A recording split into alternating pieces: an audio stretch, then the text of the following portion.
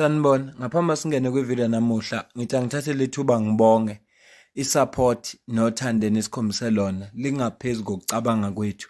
Siyacela niqhubeke nisupporte njalo ngokubuka amavideo ethu, ungakhohlwa ukukhomenta, ushare, ulike. Siyafisa ukuzwa umbono wakho. Sicela ke singene kwivideo namuhla. Ngesonto abezindaba basibikela ukuthi oyi-evidence leader lapha kwiMadlanga Commission, Advocate Terry Motau, uyashiya kwiMadlanga. Sasala sinembuzo eminingi ukuthi kazi kwenze njani, ngabe kuyiqiniso na? Commission niphendule ngokuthi zonke izinto ezenzeka ngaphakathi noma kukhona yini enza ngaphakathi abezukuyikhuluma in public, bazoyikhuluma nje esithe. Ngomsombuluko, if I'm not mistaken, babuya basicacisela ukuthi ngempela Advocate Terry Motau uyashiya kwi-commission kaMadlanga, akasenza ukuba ingxenye yayo, kodwa ushiya nje kahle, azikho ingxabano, ushiya nje kahle, kodwa yena uyashiya. Sebebeka manje omunye uzoba evidence leader osezolapha phambili. Ibilokhu ikhona imibuzo. Kune-article izolo ebiphume ibikhishiwe ibhalwe News24 mayelana nodaba lokushiya kwakhe nanokuthi kungani ethe uyashiya kwi-commission. Kodwa kune-interview futhi ayenzile yena Advocate Terry Motau ekhuluma ne-702. Ngenxa ke ye-copyright angikwazi ukufaka yonke le interview uze ukuthi kwenzakaleni. Kodwa sizokwenza sizocaphuna ama-clip ambalwa bese ke emveni kwalapho sizwa i-response ka-minister. Ngoba uMinister of Justice emveni kokube senze le interview uphawulile naye. So ngifisa ukuthi nje sikhulume ngalokho. Uma kwenzeka lezi zinto ezenzekayo zokuthi ithi sikhona i-commission ebese kuqubuka lezi zinto ezivelayo ukuthi khona abanganelisekile nabanelisekile, khona oshiyayo, kwenza thina njengabantu abamangamalungu omphakathi siqale manje siphelelwe ithemba kwi-commission, kanti vele ama-commissioners sawathembi. Le commission into esiyithandela yona ukuthi isivezela amaqiniso, kodwa nje eqinisweni lilonke ama-commissioners wathembi. Kodwa uma kukhona izinto ezenzeka manje ezikhombisa ukuthi alukho uzinzo kubantu abasebenza kuyi-commission, kwenza ukuthi nawe ubone ukuthi le commission ngathi iyafana namanye. Ukugcina kulemaza ukubaluleka kwayo le commission, kanti ibaluleke ngendlela eyisimanga ukuze amaqiniso aphuma obala yile commission ezolekelela lapho. Sicaphune nje okuncane akushilo emayikhuluma ne-702 ebese siyadlulela phambili siyivala ivideo. You, when you were appointed as the chief evidence leader for such a seminal moment in South Africa, I must give thanks to Justice Madlanga for having appointed me to perform that role. And I understood its seriousness, and it is one that I intended to see through to completion.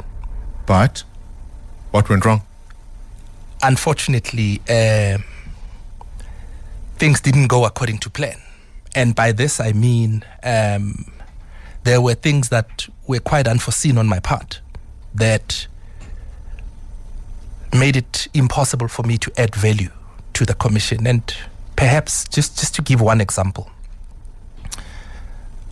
Bongani, to be able to perform a task of this nature, once government says they have given you a budget of 147 million, it's not a lot of money for a task such as this one. And then Umuzwa njobe chazo Advocate Terry Motau la ukuthi inkinga enkulu neyenza ukuthi agcine ephuma, kodwa uthe it's one example oshuthi zikhona ezinye izinto ezenzekalayo, kodwa kuyiyona emenze azathatha lesinqumo sokuthi ashiye yena kwi-commission. Ubona ukuthi yena akasa add value futhi nebudget abanikezwe yona ka-147 million ayikho enough ngokusho kwakhe.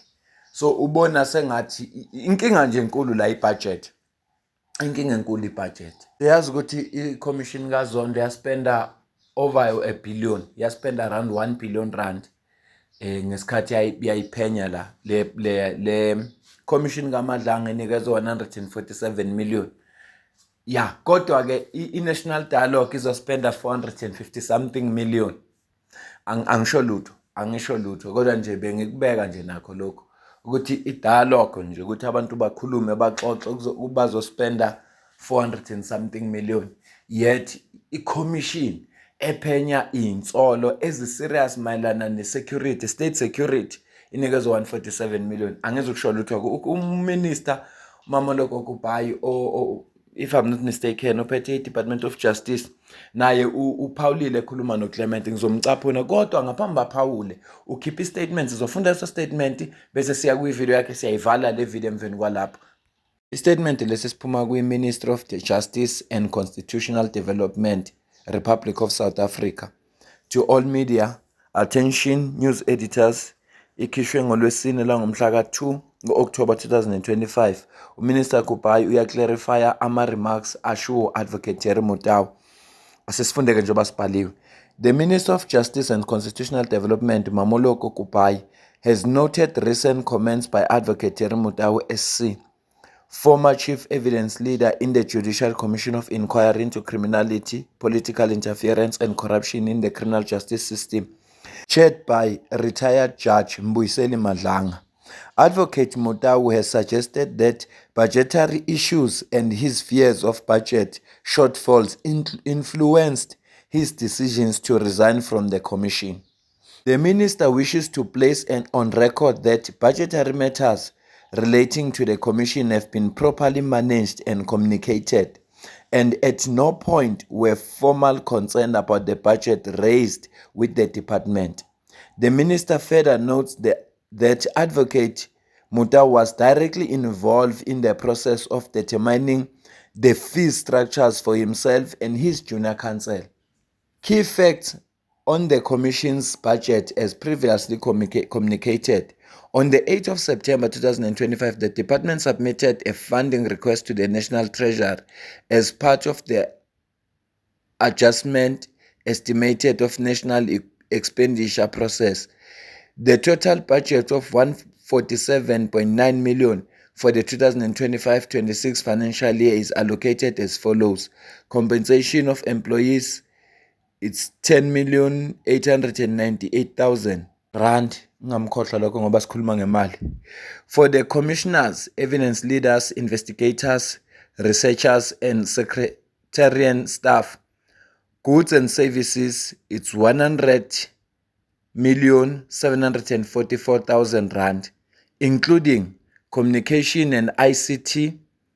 Angeke ayifunda yonke lento kodwa la wenza i-breakdown yale budget abayikhiphile ka 147 million, and akushoyo uminister ukuthi abavelanga bakhipha ibudget, bahlalile nabo baxoxisana, babonisana, bavumelana. Even nayo Advocate Jerry Mutau uyakusho kwi-interview ukuthi ngesikhathi bekhuluma, it's a big cut le from nomsebenzi abayenzayo ukuthi bayishiye banaka i-commission, kodwa bebeyenza ngoba bethandizwe labo. Ukuthi sekubuye konakalaphi ke uphindena waba nefear ngoba kwizondo commission kwake kwenzeka isigaba lapho khona kukhona abantu abagcina bengasakhokhelwanga, izinto ezinjalo nje agcine eziveza njengezinto aphinde waba novalo lwazo. Sizoqhubeka kodwa ke i-budget ngokusho kaminister akuyona i-issue ngoba le mali azoyithola nale mali allocate ihambisana nalokhu bona abathe abakuchajile yena nama-junior counsels angaphansi kwakhe. Kodwa ke asizukusho lutho, sizocaphuna uminister manje emveni kwalakho bese siyayivala ivideo. We actually shocked. I was shocked to learn of this. You'd know that when the announcement that he's leaving came through, we didn't react as the department because we didn't feel that it was our space. But the minute he started impugning on our integrity, our image as professionals in the department, we needed to respond. The first issue here is that Advocate Jerry Mutau, in his role as evidence leader, he has nothing to do with budget. There's a staff of the commission that works in the budget, in terms of the budget. The budget breakdown was shared with the commission in terms of their requirements, even what we are going to require. all the issues and the requests of the commission have been met. Legal teams were engaged through the state attorneys. Before they can receive their brief, they would say, this is the amount they are willing to accept to participate in the commission. And all those have been done. At no point should we be talking about a budget that is insufficient, because you'd have to ask on what basis, what is lacking that they are saying the budget is insufficient from what Advocate Terry Mutauni has been saying.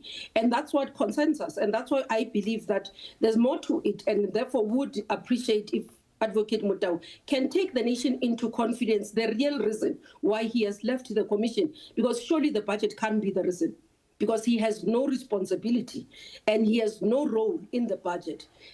His work is to get the evidence leaders to do the work and get the people to be able to be testifying. That's his responsibility. The budget has nothing to do with him. And we shared what is the breakdown, what informed the amount, and where is it going. And this we're sharing for the second time today in the statement, because when these questions came, as the time that they were postponing the commission, we outlined the amounts, we outlined the areas. Now, to hear that he's asking about line budgets, there isn't anything that is outstanding that relates to legal services. Those have been contracted correctly, and including himself. Ngiyahambelana noMinister. Yebo, ngokusho kwakhe Advocate Terry Mutau ukuthi isizathu ibudget hayi kusafuneka achaza kahle, achazele isizwe ukuthi kahle kahle yini into eyenzekayo, ngoba le abayishoyo yemali ayilona iqiniso, akusona isizathu lesi. Sikhona isizathu, uyasazi yena, yithi esingasazi. Wathi umalume wami, mshana uma kukhulunywa ngento ethize utshela okunye, wozibuza ukuthi njengoba ngitshela lokhu kazi kuphi angangitshelanga khona. Ya, kwesinye isikhathi funa sizame ukuthola lokhu angasitshelanga khona, ngoba udaba le-budget babevumelene ngale mali abazoyithola. Akapheli ney'nyanga ey'ntathu la kuzothiwa khona hayi asikakaholi, asikakayitholi imali. Uma imali le kwakuvunyelwane ngayo, njengoba uMinister beyi-break down lesa statement engasasiqedanga ukuthi imali ethize iyakuphi, imali ethize iyakuphi, imali ethize iyakuphi, ngabe ngiyezwa mina. Kodwa-ke kunesizathu yena ekusafuneka ukuthi u-advocate aphume atshele isizwe ukuthi cha, nakho kuyikona kona okwenzekayo. Noma chaza ukuthi ngithole omunye umsebenzi one-offer engcono, ngase ngiyabona ukuthi angishiye ngapha, ngoba phela ekugcineni kosuku sidinga imali. Imali isidingo sempilo. Yonke indawo imali isidingo sempilo. Yingakho-ke ngithi ngiyahambelana nento esho uMinister yokuthi athi amaXhosa akaphume egusheni. Phume egusheni azochazela isizwe ukuthi nasi sizathu okuyisona sona, ngoba lokhu kwe-budget kuyi-excuse nje eza nayo. Naye futhi uyakwazi lokho, uyazi ukuthi akusilona iqiniso. Uyazi naye. Ya, asiyibambe le video, ngicela ukuze ukuphawula kwakho la ku-comment section. Bese mina nawe sidibana kwivideo elandelayo. Iyangikhathaza lento esikhuluma ngayo ka-advocate, ngoba uma behlehla bona kuvela le inkinga kusemanje, i-commission ayikakabi indawo. Khumbula ukuthi abantu abasatestifyile uGeneral Mkhwanazi, General Fanny Masemula, uGeneral lo Van Rooyen, uGeneral Khumalo, bo-4 kuphela, 4. Salindela inqwaba yabantu abazotestify. KusezoMinister uSenzo Mchunu, noBrian Mokgotsi basafuneka babe khona. Kube uPresident uRamaphosa kufanele bambize. Ngibala nje abantu engibacabangayo, kodwa nje sazi ukuthi compulsory funa babe khona. uMinister uLokhuzana, uGeneral Sibiya, baningi abantu nabanye bakubiziwe amagama abo lapha. Umama nje lo we-DA funa naye uziphendulela phambi kwe-commission, ngoba uGeneral Mkhwanazi khulumile ngaye. Fadiyel Adams naye futhi fanele uziphendulele, ukuze bonke abantu okukhulunywa ngabo wavela amagama bakwazi ukulungisa amagama abo, bakwazi ukulungisa isithunzi sabo. So sisalindele ukuthi kube khona abantu abaningi abazofakaza kwe-commission. So kodwa amaqala kuvela lezi inkinga kuse-early kanje, kodwa mhlawumbe kwenzeka kahle ukuthi isheshe ivele lezi inkinga ukuze kuzokwazi ukuthi kudileke nazo. Asiyibambe le video mina nawe bese sidibana kwivideo elandelayo. Ngiyabonga.